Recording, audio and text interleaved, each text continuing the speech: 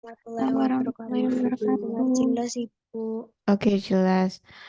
Kalau jelas, kita lanjutkan ya untuk mata kuliah yang terakhir untuk semester ini. Temanya adalah antibiotik. Ya, nah antibiotik ini akan banyak sekali obat-obatnya karena memang antibiotik ini digunakan untuk membunuh bakteri. Ya, berarti kan teman-teman harus sudah paham mengenai bakteri gram positif, gram negatif pada pelajaran MPV ya. Kalau teman-teman sudah dapat MPV. Nah, di sini kita akan membahas mengenai obat-obatnya yang bisa melawan bakteri yang menyebabkan penyakit atau patogen. Nah, di sini ada berbagai macam antibiotik ya dari segi mekanismenya. Kita golongkan dulu. Ada yang dia menghambat dari pembentukan dinding sel, ada yang mau menghambat dari sintesis protein, ya atau DNA. Nah, di sini kita akan bahas mengenai antibiotik yang menghambat dinding sel. Dinding selnya siapa? Dinding selnya bakteri tersebut. Jadi antibiotik-antibiotik ini dia menghambat pembentukan dari dinding sel dari bakteri. Sehingga bakterinya nggak punya dinding sel sehingga isinya bisa keluar sehingga dapat lisis dan mati. Nah, contoh obat-obat antibiotik dari yang merusak dinding sel bakteri adalah di sini adalah penisilin, cephalosporin, kemudian beta lactam lain. Kemudian ada monobaktam, carbapenem, kemudian ada beta-laktamase inhibitor, vancomycin, daptomycin, telavancin, fosomycin, dan polymyxin. Yang pertama adalah penisilin. Ya, penisilin pasti sangat kita kenal ya. Jadi anggotanya itu adalah amoxicillin, ampicillin, diklosaxilin, kemudian ada penisilin G, penisilin V, piperacillin, tikarsilin, yang belakangnya silin-silin. Nah, penisilin ini mengganggu langkah terakhir dari sintesis dinding sel bakteri atau transpeptidase atau ikatan silang. Ya, di sini ada membrannya sel kurang karena dia mengganggu pembentukan sel dinding sel bakteri, maka membrannya dia agak rapuh ya. Dia tidak stabil sehingga lisis itu bisa terjadi baik melalui tekanan osmotik atau melalui aktivasi autolisin. Jadi, penisilin ini hanya efektif melawan bakteri yang tumbuh cepat, yang dimana dia mensintesis dinding sel peptidoglikan. Akibatnya, untuk bakteri-bakteri yang nggak punya struktur peptidoglikan, nggak bisa diobati dengan penisilin. Ya, contohnya adalah Mycobacterium, protozoa, jamur, dan virus. Nah, penisilin ini ada beberapa golongan lagi, digolongkan lagi. Yang pertama adalah natural penisilin atau penisilin alami, yaitu penisilin V sama penisilin G. Nah, penisilin V dan penisilin G ini didapatkan dari fermentasi dari jamur Penicillium chrysogenum. Ya, penisilin G atau yang disebut dengan benzil penicillin ini adalah terapi untuk infeksi yang disebabkan oleh gram positif maupun gram negatif, baik yang bentuk kokus maupun basil. Ya, kemudian penisilin V ini mirip ya spektrumnya dengan penisilin G, namun tidak digunakan untuk bakteri EMIA. Apa itu bakteri EMIA? Jadi adanya bakteri dalam darah. Karena apa? Karena penisilin V ini penyerapan dari saluran cernanya dia buruk. Nah, penisilin alami ini rentan ya, rentan terhadap inaktivasi oleh enzim beta laktamase atau penisilinase. Apa itu enzim beta laktamase atau bensin penilase?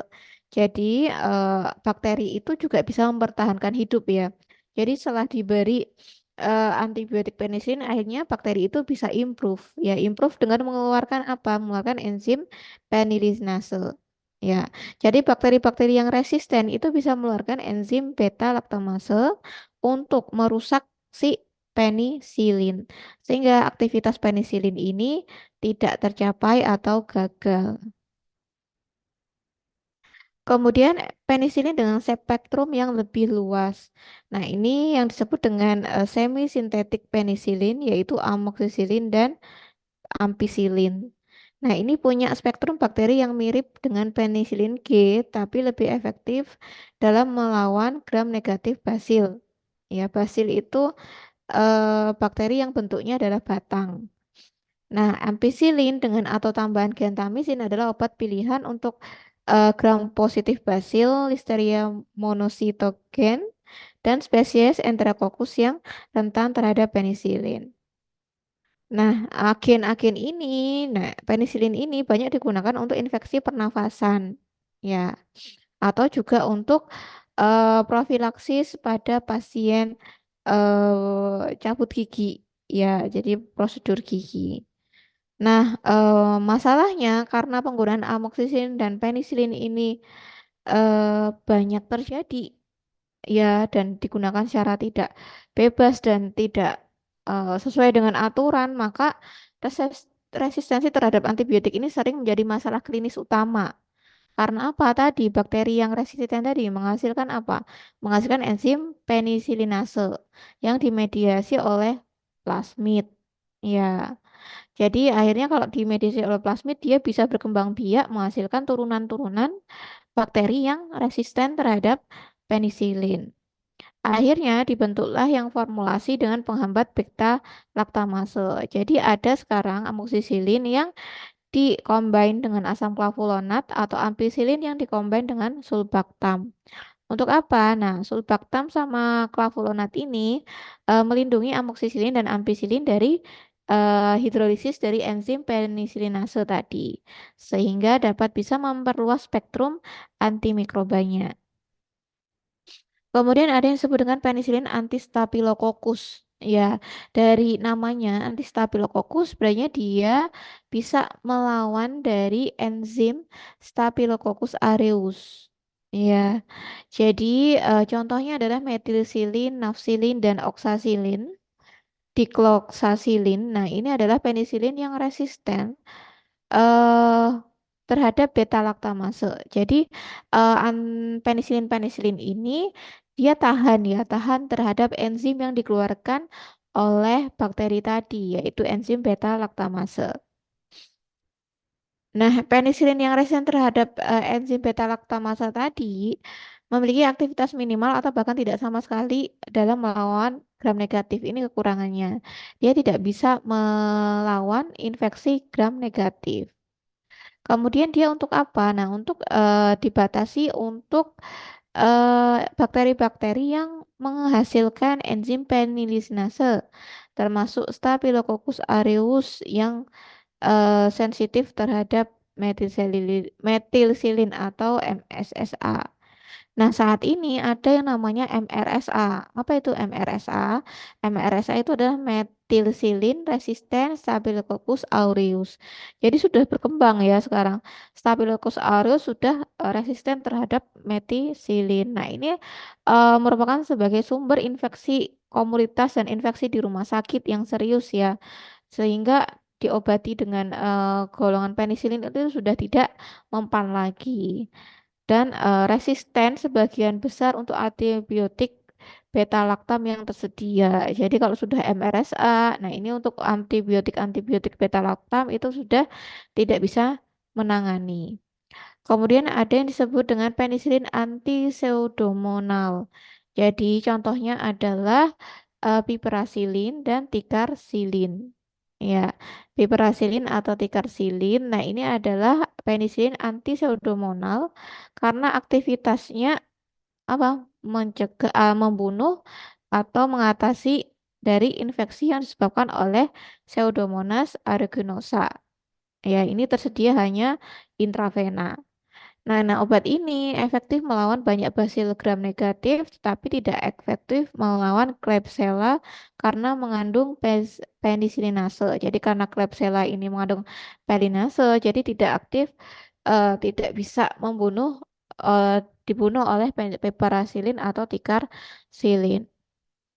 Nah, tikarsilin dan piperacillin seringkali dikombinasikan dengan asam flavonat atau tazobactam.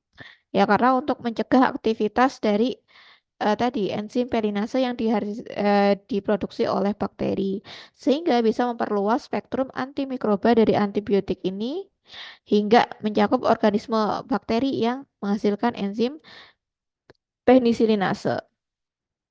Nah, resistensi. Nah, banyak sekali ya penisilin saat ini yang mengalami resistensi. Nah, resistensi itu bisa resistensi alami atau resistensi dapatan. Resistensi alami ini terhadap penisilin terjadi pada organisme yang memang tidak punya sel peptidoglikan. Jadi kayak Mycoplasma, pneumonia ya. Karena Mycoplasma pneumonia nggak punya dinding sel ya yang mengandung peptidoglikan, mau dilawan pakai penisilin pun percuma ya karena penisilin itu kerjanya di dinding sel yang ada struktur peptidoglikannya. Itu resistensi alami.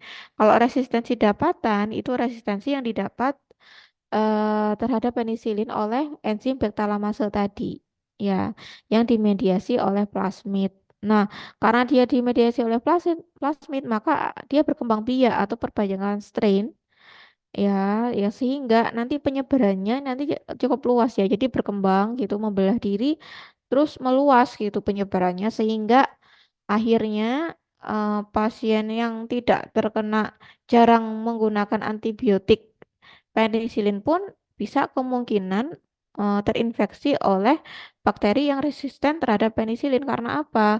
Karena bakteri yang resisten penisilin ini sudah berkembang biak ya dan menyebar dan bisa bertahan hidup ya walaupun dengan pengobatan antibiotik beta laktam. Nah, mekanisme resistensi tadi oleh penisilin itu ada tiga eh, mekanisme ya. Yang pertama adalah menurunkan permeabilitas dari antibiotik.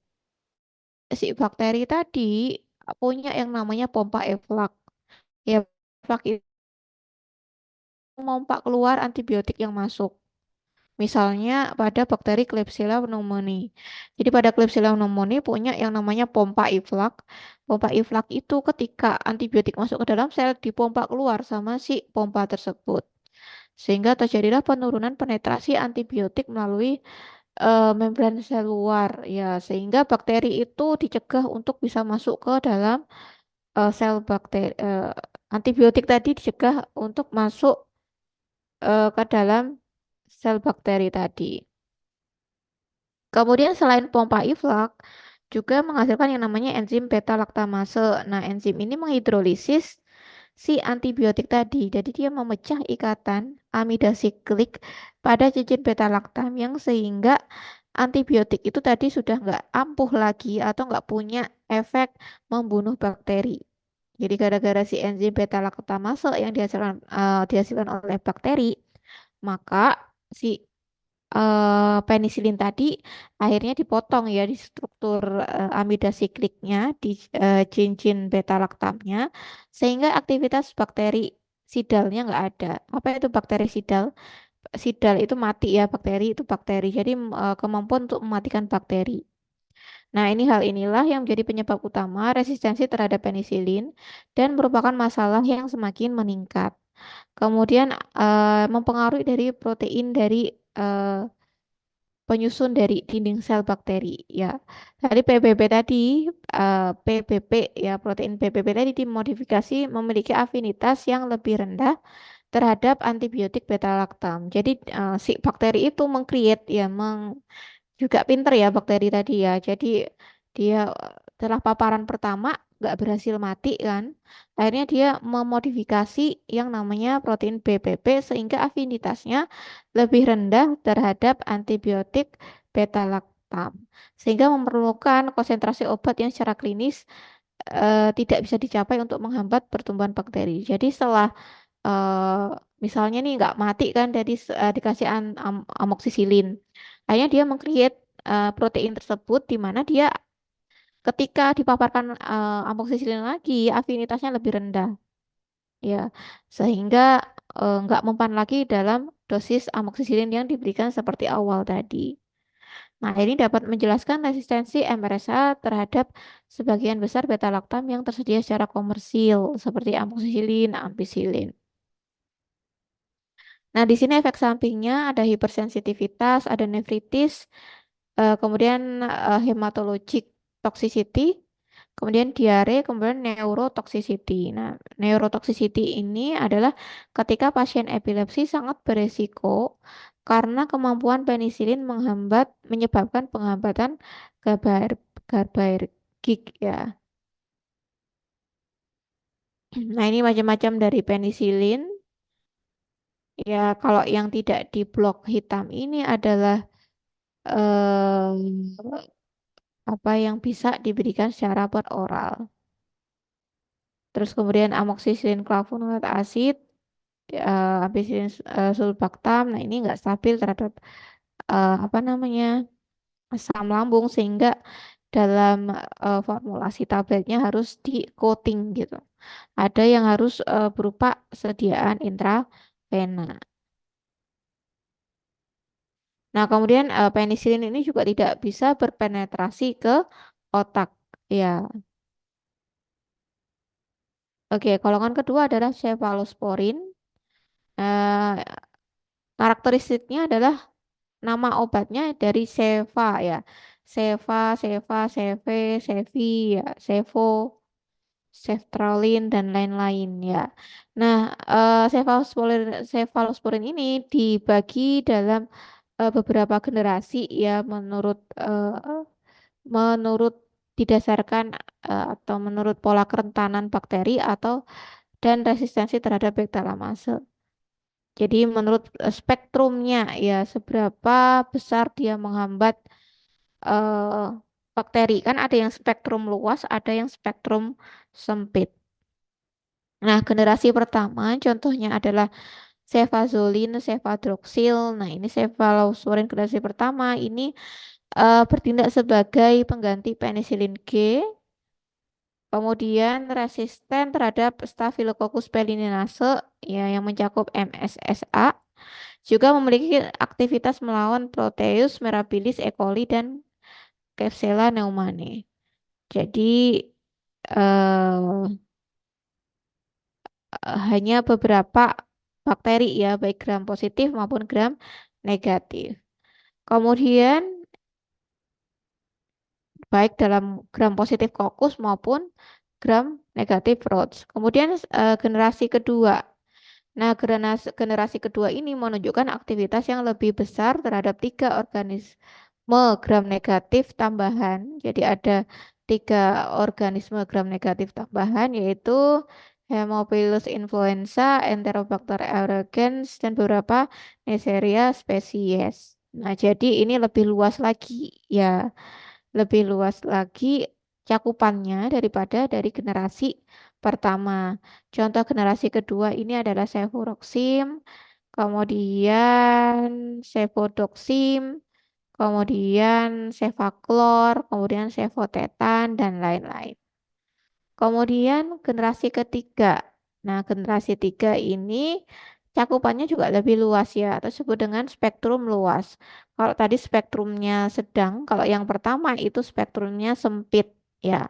Sempit, kalau yang kedua sedang, kalau yang ketiga luas.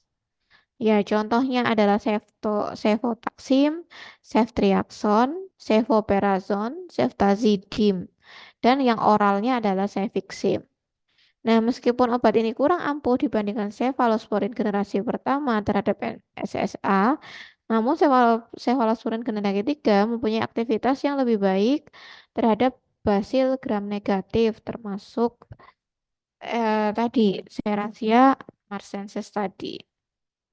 Jadi bedanya kalau yang di generasi ketiga bisa em, membunuh Serratia marcescens yang tidak ada di generasi kedua dan generasi pertama. Kemudian ceftriaxone, cefotaxim telah menjadi agen pilihan dalam pengobatan meningitis karena dia bisa menembus barrier otak ya atau blood-brain barrier sehingga bisa terdapat di cairan cerebrospinal.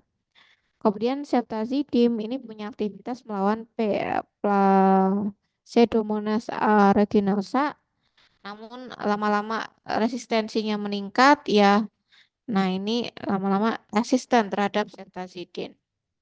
Kemudian generasi 4, contohnya generasi 4 ini adalah cefepime, ya ini termasuk spektrum luas ya. Punya aktivitas antibakteri yang luas dengan aktivitas melawan Streptococcus dan Staphylococcus. Tapi yang hanya rentan terhadap metisilin tadi. Nah, CPP ini juga efektif melawan organisme gram negatif aerob seperti Enterobacter E. coli, eh, sep- eh, apa namanya, Klebsiella pneumoniae, Pneumonia mirabilis, dan Pseudomonas aeruginosa. Kemudian ada generasi yang kelima atau advance ya. Ini tambah luas lagi. Contohnya adalah ceftarolin. Nah, ceftarolin ini adalah cefalosporin generasi lanjutan spektrum luas digunakan secara intravena. Nah, ini salah satunya beta lactam yang tersedia di Amerika Serikat dengan aktivitas MRSA, jadi Staphylococcus aureus yang sudah resisten terhadap metisilin dan diindikasikan untuk pengobatan infeksi kulit yang kompleks ya atau struktur kulit yang kompleks serta pneumonia yang didapatkan dari komunitas. Selain aktivitas gram positif yang luas, juga memiliki aktivitas gram negatif yang serupa dengan cefalosporin ceftriaxone generasi 3. Nah, ini contoh-contoh dari tiap-tiap generasi ya. Generasi pertama cefazolin, cefadroxil, kedua cefuroxim, kemudian 3 ada cefixim, cefotaxim, ceftazidime, ceftriaxone. Ya, cefotaxim, ceftriaxone bisa menetrasi ke cairan otak atau cerebrospinal fluid. Kemudian ada generasi 4 yang bisa membunuh Pseudomonas aeruginosa. Nah, resistensi cefalosporin pada intinya sama yang sama seperti resistensi pada penicillin. Meskipun mereka tidak rentan terhadap hidrolisis oleh enzim penisilinase oleh Staphylococcus, nah cefalosporin ini rentan ya atau tahan terhadap ESBL ya, spektrum luas spektalamase. Jadi organisme seperti E. coli atau Klebsiella pneumoniae dan secara khusus berhubungan dengan ESBL. ESBL ini adalah E. coli yang apa namanya extended spektrum beta lactamase. Jadi yang E. coli ini yang bisa hanya ditangani oleh cefalosporin. Nah, efek sampingnya sama seperti penisilin. Yang jadi perhatian adalah reaksi alergi. Ya, kemudian ada pasien yang mengalami respon anafilaksis seperti Stephen Johnson syndrome. Kemudian kalau misalnya pasien yang alergi penisilin, ya berartinya nggak boleh pakai cefalosporin karena strukturnya sama gitu, golongannya sama. Kemudian golongan yang ketiga adalah carbapenem. Contohnya adalah meropenem, ini penem. Ya, carbapenem ini adalah antibiotik beta lactam sintetik yang strukturnya berbeda dari penisilin karena adanya atom sulfur pada cincin thiazolidin. Ya. Kemudian imipenem ini dilengkapi dengan silastatin, ya, jadi dikombin oleh silastatin untuk melindungi dari metabolisme oleh dehidropeptidase ginjal. Kemudian golongan 4 adalah monobactam. Antibiotiknya adalah aztreonam. Dia juga mekanismenya mengganggu sintesis dari dinding sel bakteri. Aztreonam ini satu-satunya monobactam yang tersedia secara komersial ya. Nah, ditujukan untuk infeksi patogen gram negatif termasuk Enterobacteriaceae sama Pseudomonas aeruginosa. Kemudian dia tidak memiliki aktivitas dalam melawan gram positif dan anaerob. Kemudian Aztreonam ini resisten terhadap sebagian besar beta lactamase kecuali yang ESBL. Aztreonam ini diberikan secara intravena, intramuskular, kemudian relatif tidak beracun, namun dapat menyebabkan flebitis, ruam kulit, dan kadang-kadang disfungsi hati yang tidak normal. Nah, kemudian obat ini punya potensi imunogenik yang lebih rendah. Oleh karena itu, ini sebagai alternatif yang aman untuk mengobati pasien yang alergi penisilin, cefalosporin, atau carbapenem lainnya. Kemudian beta laktamase inhibitor.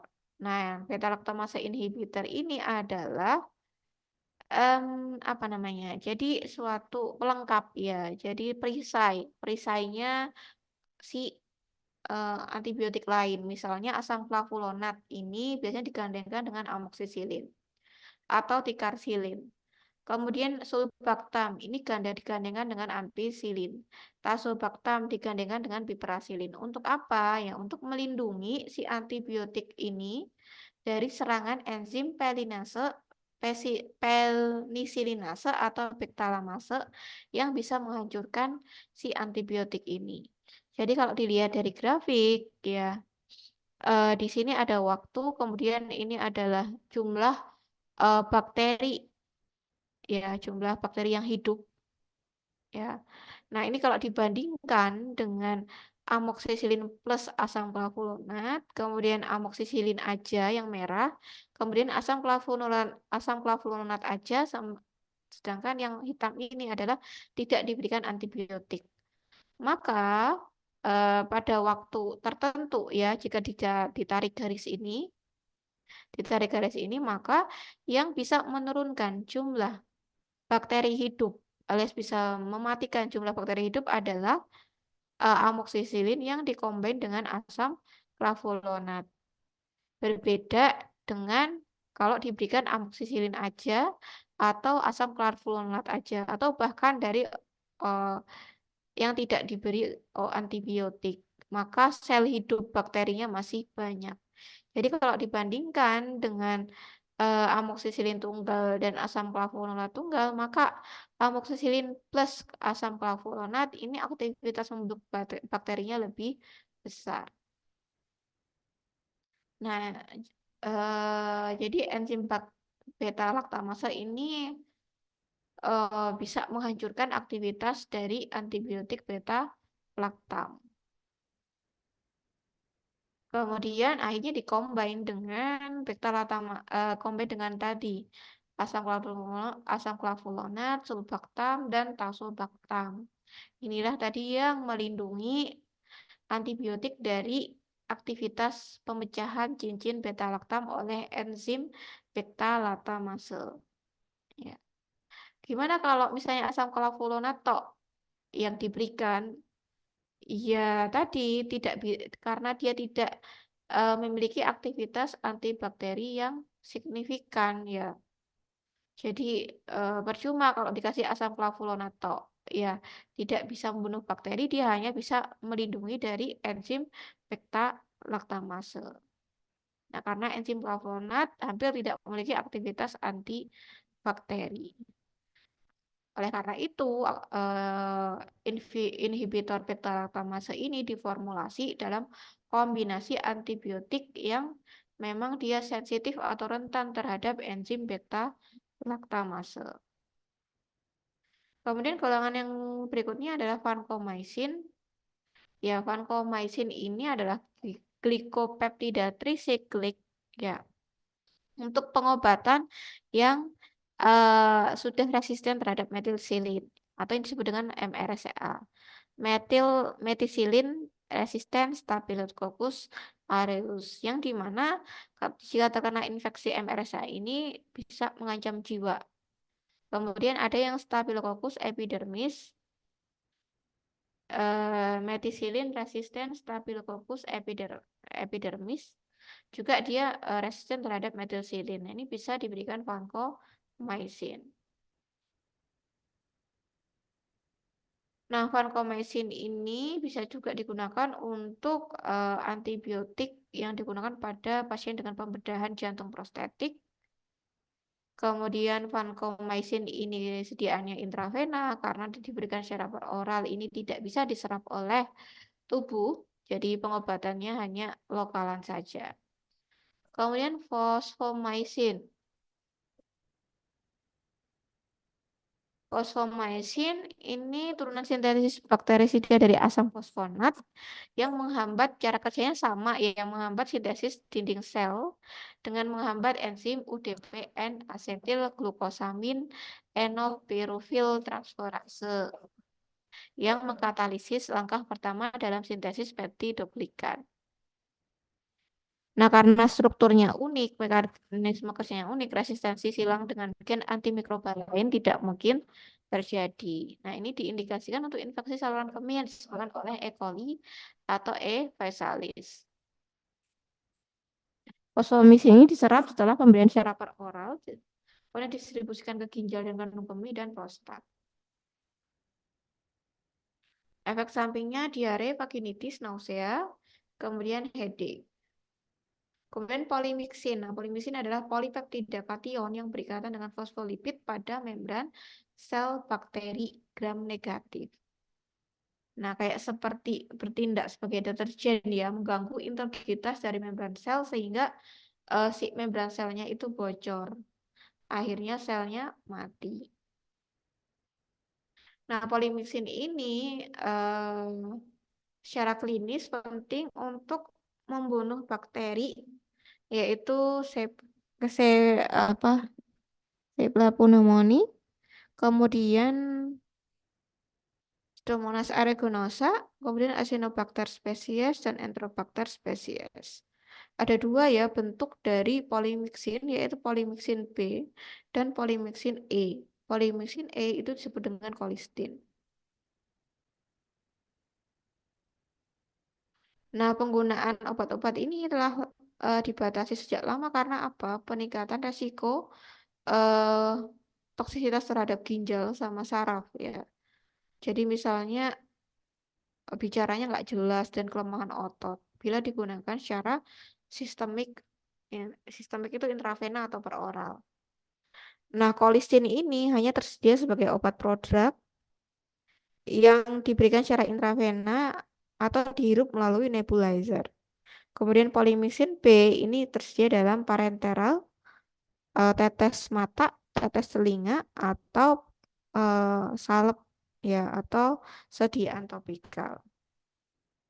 Oke, tadi adalah antibiotik yang mengganggu dari pembentukan sel dinding sel dari bakteri. Nah, kemudian ada antibiotik yang mengganggu atau menghambat sintesis protein. Antibiotiknya di sini adalah tetrasiklin, gisiklin, gisisiklin, aminoglikoside, macrolide atau ketolide, makrosiklik, linkosamid, golongan oxazolidinons, kemudian chloramphenicol, kemudian quinupristin, dalfopristin. Yang pertama adalah tetrasiklin. Jadi tetrasiklin itu suatu golongan ya, anggotanya itu yang ada di Indonesia itu doksisiklin, tetrasiklin, minosiklin. Ya, tetrasiklin ini bisa masuk ke bakteri tadi ya, melalui difusi pasif, juga bisa lewat protein transport protein, ya tergantung pada energi ya. Kemudian setelah masuk ke dalam sel, dia akan terkonsentrasi secara intraseluler di bakteri, kemudian dapat secara reversibel dia mengikat subunit 30S ribosom bakteri. Sehingga dia mencegah pengikatan tRNA ke kompleks mRNA ribosom, sehingga menghambat sintesis protein bakteri. Nah, contohnya tetrasiklin tadi ya, tetrasiklin adalah antibiotik bakteriostatik. Apa bedanya statik sama sidal? Ya, ada bakteriosidal, ada bakteriostatik. Kalau bakteriostatik ini menghambat pertumbuhan bakteri. Kalau bakteriosidal ini bisa membunuh bakteri. Nah, efektif melawan berbagai macam organisme termasuk gram positif, gram negatif. Biasanya digunakan untuk pengobatan jerawat ya dan infeksi chlamydia. Contoh antibiotiknya adalah doxycycline. Nah, resistensinya bisa resisten. Yang paling umum ditemui terhadap tetrasiklin adalah dia punya pompa reflux yang bisa mengeluarkan antibiotik keluar sel. Jadi ada namanya yang pompa reflux. Kemudian mekanisme lain dari resistensi bakteri terhadap tetrasiklin adalah inaktivasi enzimatik obat dan produksi protein bakteri yang mencegah tetrasiklin berikatan dengan ribosom. Kalau dia resisten terhadap satu tetrasiklin, tidak berarti resisten universal terhadap semua tetrasiklin. Nah, ini efek sampingnya. Yang pertama adalah distress epigastrum, ya iritasi mukosa lambung. Oleh karena itu, tetrasiklin itu eh apa namanya? Golongan tetrasiklin itu kalau misalnya ada gangguan lambung eh, itu bisa diminimalkan pemberiannya bersama dengan makanan yang tapi selain produk susu atau lebih milih penggunaan kapsul daripada tablet kecuali tetrasiklin ya harus diminum saat perut kosong kalau misalnya lambungnya tahan. Kemudian ada yang namanya disposisi dari antibiotik tetrasiklin ke tulang dan gigi susu yang terjadi pada anak-anak dan itu sifatnya permanen. Jadi tetrasiklin tadi bisa masuk ke tulang dan gigi susu yang mengakibatkan warnanya itu agak kekuningan. Jadi akan menyebabkan perubahan warna dan hipoplasia gigi serta terhambatnya pertumbuhan sementara. Nah, penggunaan tetrasiklin ini sangat dibatasi pada pasien anak. Kemudian efek samping lainnya adalah hepatotoksik, ya gangguan pada hepar, kemudian phototoxicity. Jadi kalau pada pasien penggunaan tetrasiklin keluar kena sinar matahari bisa apa namanya terjadi sunburn atau luka bakar ya karena rentan terkena sinar matahari dan sinar ultraviolet. Nah, ini toksisitas ini ditemui dengan tetrasiklin jenis apapun, namun lebih sering dengan tetrasiklin dan demokloksiklin. Jadi harus pakai sunblock ya atau sunscreen ya kalau pakai tetrasiklin. Kemudian vertigo, ya vertigo terutama pada minoxidil. Kemudian hindari pada pasien kehamilan. Ya, tidak boleh digunakan wanita hamil dan menyusui atau pada anak di bawah usia 8 tahun. Oke, ini grafik di mana beberapa jam penggunaan tetrasiklin sama konsentrasi tetrasiklin dalam tubuh. Ketika eh, perut kosong, maka konsentrasi dalam tubuh itu meningkat dalam darah. Ya, jadi kenapa kok disarankan tetrasiklin itu, walaupun dia dapat menyebabkan iritasi lambung, disarankan untuk penggunaannya untuk pada perut kosong karena dapat meningkatkan konsentrasi obat pada plasma. Kemudian bagaimana kalau digunakan diminum bersama antacid dan susu? Nah, ini justru sangat menurunkan kadar obat dalam plasma atau menurunkan absorpsinya. Karena apa? Tetrasiklin membentuk kompleks dengan logam aluminium Al sama kalsiumnya susu ya sehingga dia dapat menghambat absorpsi si tetrasiklin ke pembuluh darah. Kemudian golongan kedua adalah disisiklin. Contohnya adalah digesiklin. Dia mengikat subunit ribosom 30S ya secara reversibel sehingga dapat menghambat sintesis protein. Nah, ini untuk pengobatan infeksi kulit dan jaringan lunak yang kompleks serta infeksi intraabdomen yang kompleks. Tiga sisi ini menunjukkan aktivitas yang luas ya, mencakup MRSA, kemudian Streptococcus yang resisten terhadap berbagai obat, Enterococcus yang resisten terhadap vancomycin. Jadi kalau sudah resisten terhadap obat ya, vancomycin, metisilin, nah mungkin tiga siklin itu bisa menjadi opsi ya. Kemudian, namun kekurangannya tiga siklin ini tidak aktif melawan spesies Morganella, Proteus, Providencia, dan Pseudomonas. Apakah bisa resisten? Bisa. eh karena ada karena bakteri resisten itu bisa apa namanya memanfaatkan pompa iflok ya tadi ya untuk mengeluarkan antibiotik dari dalam sel bakteri. efek samping mual muntah, pankreatitis akut, kemudian peningkatan enzim hati, kreatinin serum, kemudian fotosensitivitas, ya serupa dengan tetrasiklin sama tadi seperti efek samping tetrasiklin. Kemudian tiglesiklin dapat menurunkan clearance atau pembersihan eliminasi dari warfarin. Golongan ketiga adalah aminoglycoside. Ya, aminoglycoside ini dari strukturnya terdiri asam amino dan glikosida.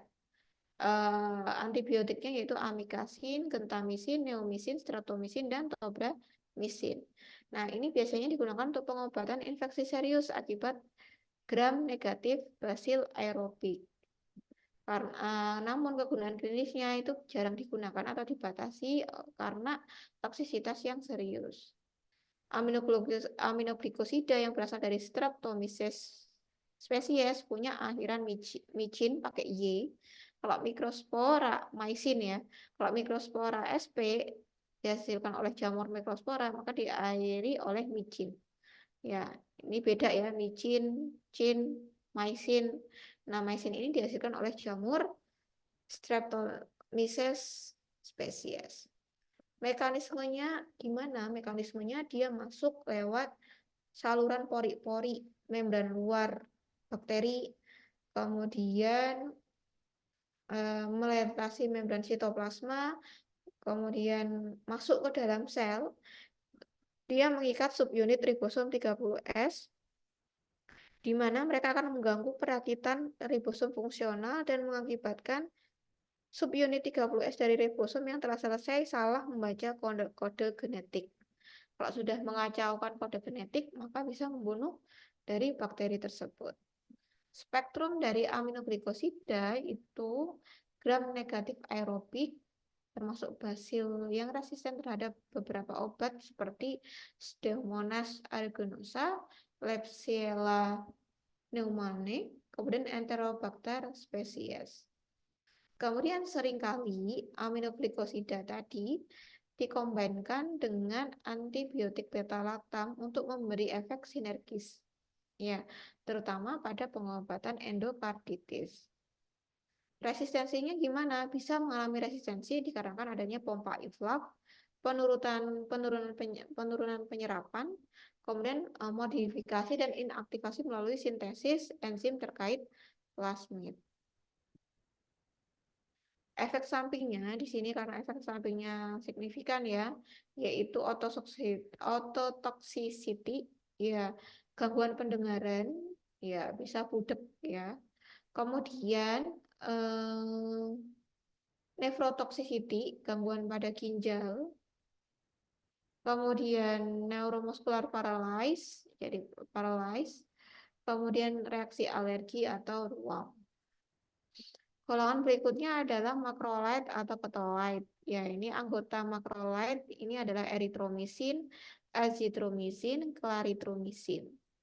Nah, ini dia mengikat secara irreversible pada 50S, subunit 50S pada ribosom. Sehingga dapat menghambat translokasi dari tahap translokasi pada tahap sintesis protein. Nah, eritromisin ini adalah obat yang pertama yang punya pada aplikasi klinis, drug of first choice ya. Jadi pilihan utamanya eritromisin dulu, kemudian alternatif pada pasien yang alergi beta laktam atau alergi penisilin. Jadi kalau pasiennya dia alergi beta laktam atau alergi penisilin, ya first choice-nya adalah eritromisin. Nah, di sini macam-macam dari macrolide, yaitu yang pertama adalah erythromycin. Ini efektif melawan organisme yaitu penisilin G. Ya, ini bisa alternatif pada pasien yang memang alergi penisilin. Kemudian claritomycin ini sama seperti erythromycin tapi lebih luas ya. Lebih luas karena dia bisa efektif terhadap Haemophilus influenza, Chlamydia, dan Helicobacter pylori. Kemudian roxytromycin, nah ini lebih long acting exit stabil, jadi lebih stabil terhadap asam. Kemudian azitromisin, nah azitromisin ini lebih rendah aktivitasnya dibandingkan dengan eritromisin, namun lebih aktif dalam atau lebih efektif dalam menangani patogen yang pada penyakit pernafasan seperti Haemophilus influenza, Moraxella catarrhalis. Kemudian telithromycin. Efek sampingnya adalah gangguan dari saluran cerna, kemudian kolestetik jaundice, kekuningan, jadi terkait dengan empedu ya, jadi bisa mengalami jaundice atau kekuningan, kemudian gangguan pendengaran, kemudian aritmia jantung. Nah, kontraindikasinya ini pada pasien yang punya gangguan hepar. Ya. Kemudian ada terjadi drug interaction karena dapat menghambat metabolisme beberapa obat lain. Kemudian golongan selanjutnya adalah lincosamid.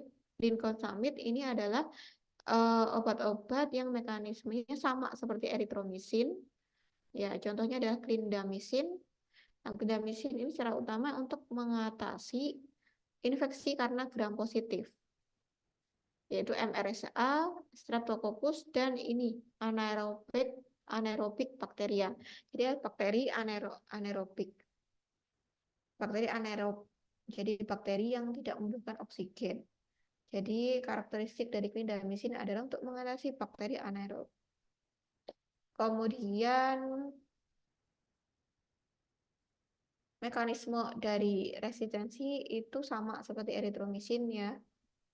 Kemudian akumulasi pada renal dan hepar juga sering dilaporkan. Efek sampingnya adalah diare, kemudian overgrowth ya, overgrowth pertumbuhan yang sangat tinggi dari Clostridium difficile. Kemudian golongan berikutnya adalah chloramphenicol. Chloramphenicol ini adalah broad spectrum antibiotik. Ya, ini direstriksi ya. Jadi biasanya untuk infeksi yang mengancam jiwa. Ya, dia mengikat secara reversibel untuk bakteri ribosom 50S subunit dan menghambat protein sintesis peptidil transferase. Nah, ini chloramphenicol ini digunakan untuk mikroorganisme Chlamydia, Rickettsia, dan Spirochete dan Anael. Kemudian efek sampingnya yang paling khas adalah Gray Baby Syndrome. Jadi jangan digunakan pada bayi ya. Jadi Gray Baby Syndrome ini keadaan di mana bayi itu mengalami cyanosis ya, cardiovascular collapse, dan depresi pernafasan. Jadi dan kematian. Jadi terkait dengan ini hindari penggunaan pada bayi karena menyebabkan Gray Baby Syndrome. Kemudian golongan oxazolidinons, contohnya adalah linezolid. Nah, linezolid ini untuk mengatasi Staphylococcus aureus yang resisten terhadap methicillin. Kemudian Streptococcus yang resisten terhadap penisilin juga. Jadi dia berikatan dengan RNA ribosom 23S bakteri dari subunit 50S sehingga menghambat pembentukan kompleks inisiasi dari 70S. Jadi spektrumnya itu menghambat gram positif, Staphylococcus, Streptococcus, Enterococcus. Ya, secara moderately dia menghambat juga melawan yang namanya Mycobacterium tuberculosis. Oleh karena itu, kalau misalnya pasien TB sudah resisten terhadap INH, rifampicin, pyrazinamide, ethambutol, maka pengobatan selanjutnya adalah salah satunya menggunakan linezolid. Efek sampingnya di sini trombositopenia, mual muntah, diare, pusing, dan ruam. Namun yang paling mengganggu di sini adalah gangguan terhadap mata, peripheral neuropatis, dan optik neuritis. Jadi menyebabkan kebutaan Nah, ini terkait dengan penggunaan lebih dari 28 hari. Sehingga dibatasi ya untuk penggunaan jangka panjang. Golongan ketiga adalah golongan quinolon sama asam folat antagonis. Sebenarnya banyak ya. Kita bahas dua saja, quinolon dan asam folat antagonis. Nah, quinolons ini mekanismenya adalah menghambat enzim topoisomerase DNA yang bisa menyebabkan kerusakan DNA dan kematian sel. Jadi ini mekanismenya lebih ke arah DNA. Jadi bisa merusak DNA. Generasi pertama dari fluoroquinolon itu contohnya adalah asam nalidiksak. Ya, ini spektrumnya sempit ya untuk mengatasi gram negatif basil seperti Enterobacteriaceae. Kemudian generasi kedua contohnya adalah ciprofloxacin. Ini lebih luas lagi spektrumnya. Bisa mengatasi Haemophilus influenza, Pseudomonas aeruginosa, Chlamydia, dan Legionella. Kemudian kalau generasi ketiga, contohnya adalah levofloxacin. Ya, ini sama seperti second generation, tapi dia lebih improve ya dalam aktivitas dalam spektro Streptococcus, kemudian methicillin MRSA, dan Mycobacterium. Kemudian generasi 4 seperti moxifloxacin, gemifoxacin, delavoxacin ini lebih enhance lagi, lebih eh, lanjutan lagi ya dia untuk aktivitas di gram positif. Kemudian punya juga aktivitas terhadap MRSA untuk Haemophilus influenza dan juga untuk Mycobacteria, contohnya pada pasien TBC. Jadi pasien TBC ini kalau sudah resisten terhadap obat-obat TB, bisa mendapatkan salah satu regimennya adalah moxifloxacin. Efek sampingnya adalah diare, nausea, headache, pusing, dizziness, nyeri kepala, pusing, kemudian tendon ruptur, kemudian aritmia, kejang, peripheral neuropathy, dan phototoxicity. Kemudian, oke, di sini untuk ciprofloxacin ya. Jadi khasnya ciprofloxacin ini atau fluoroquinolone lain, jika diminum bersama antacid, kemudian sucralfat, kemudian produk-produk kaya kalsium seperti susu atau yogurt, itu bisa mengurangi dari absorpsi dari fluoxacin. Jadi jika diminum Cipro ini diminum bersama air putih, susu dan yogurt, maka konsentrasi terbesar dalam darah yang bisa dicapai adalah ketika diminum bersama air putih. Ya, tidak bersama dengan susu dan yogurt. Jika diminum dengan susu dan yogurt, maka konsentrasi ciprofloxacin dalam darah itu rendah. Ya, konsentrasinya rendah. Sehingga kalau konsentrasi rendah, dia tidak bisa membunuh bakteri. Maka hindari minum ciprofloxacin dengan susu atau yogurt. Sebaiknya minum bersama air putih. Kemudian adalah yang terakhir adalah golongan antagonis folat. Ya, antagonis folat ini contohnya adalah sulfonamid, trimethoprim. Sulfonamid ini termasuk golongan obat sulfa yang dimana dia menghambat sintesis folat secara de novo. Kalau trimethoprim ini bisa membunuh mikroorganisme dengan mengubah hidrofolik mencegah perubahan asam dihidrofolat menjadi asam tetrahidrofolat. Nah, seringkali sulfonamid dan trimetoprim ini dikombinkan dalam nama cotrimoxazole. Ya, jadi cotrimoxazole itu kombinasi dari sulfonamid dan trimetoprim yang dapat menyediakan efek sinergistik. Nah, di sini cotrimoxazole biasanya digunakan untuk toxoplasmosis, pneumonia girovesi, listeria monocytogenes, atau kemudian untuk salmonella. Biasanya untuk pengobatan tipes. Oke, ini ada grafik di mana jika tidak ada obat, trimethoprim aja, sulfamethoxazole aja. Dan di sini ada combine dari sulfamethoxazole dan trimethoprim. Ya, ketika dia dikombin, maka bisa membunuh. Jadi bakterinya itu bisa ditekan sampai rendah. Ya, beda dengan kalau sulfa aja sama trimetoprim saja. Ini bakterinya yang masih hidup banyak.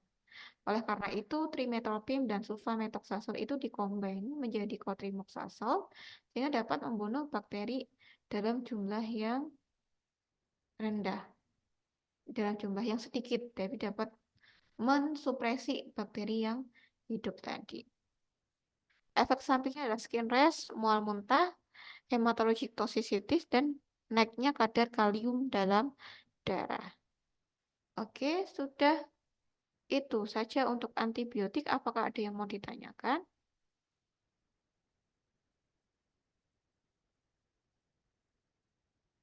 Kalau